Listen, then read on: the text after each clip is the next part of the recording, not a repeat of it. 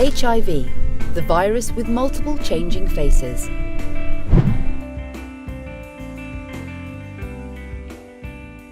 Carla is a 27-year-old student. She loves music and horse riding, chatting with her grandmother and sister, and meeting with friends. But there are days when she feels quite sick because of the side effects of the 10 pills she has to take every day. Carla is infected by the human immunodeficiency virus, commonly known as HIV, the virus that causes AIDS. She got it from her mother during breastfeeding. Nowadays, thanks to advances in science, mother-to-child transmission is normally prevented by treating the mother with a combination of antiretroviral drugs. But there are other potential ways of HIV transmission. Injecting drug addicts could also be infected due to the reusing of needles, as well as piercing and tattoo lovers. People receiving blood transfusions could get it if infected blood is directly transferred from one person to another, or anyone who had an open wound, which came into contact with infected blood, also could become infected. But the most common way of becoming infected with HIV is practicing unprotected sex. Today, there are still over 35 million people living with HIV worldwide. And every year, 2.3 million people become infected. Advances in treatment have made their life easier and reduced mortality, but there is still no cure for them. We shouldn't think this is not going to happen to me, because, as the joint United Nations Programme on HIV/AIDS, UNAIDS, reported in 2013, in several countries that have experienced significant declines in new HIV infections, disturbing signs have emerged of increases in sexual risk behaviours among young people. HIV has many faces. In Africa, 59% of infected people are women. In Europe, 30%.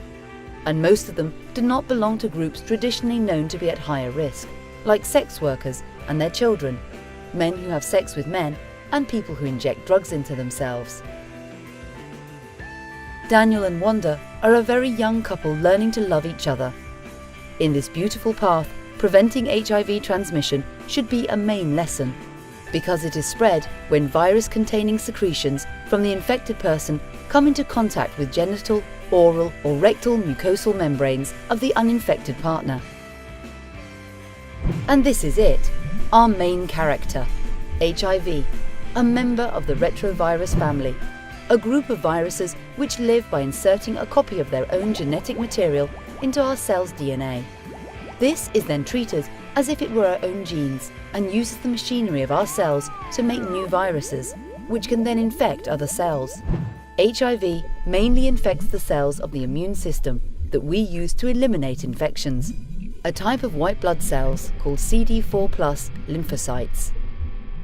During the first weeks following exposure to the virus, massive replication of the virus takes place, resulting in high virus level in blood. Then the infected person goes through a stage with no symptoms, which is known as clinical latency. During this time, the number of CD4 lymphocytes decreases steadily, and by the time symptoms are noticed, the individual has less than 300 of them, while an uninfected person has between 500 and 1,000. At the same time, there is an increasing level of virus in the blood and lymph nodes, leading to the beginning of the symptomatic phase, which includes the progression to AIDS, the acquired immunodeficiency syndrome.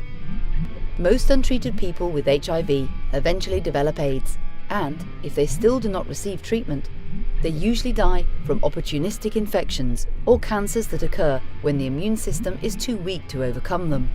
Since the virus was first identified by scientists at the Pasteur Institute in Paris in 1983, thousands of researchers around the world have devoted their efforts to find a cure for HIV. At the moment, there are already multiple treatment options available, called antiretroviral drugs. However, these treatments can only contain the infection, but not eliminate it, which means they must be taken for life. They can also have long-term side effects, or lose efficacy over time.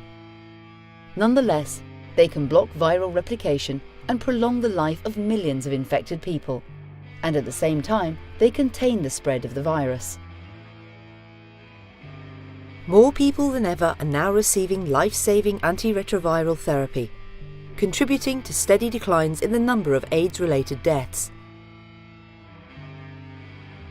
Nevertheless, it is still challenging to facilitate antiretroviral drugs to deprived areas where up to 1 out of 3 people can be infected.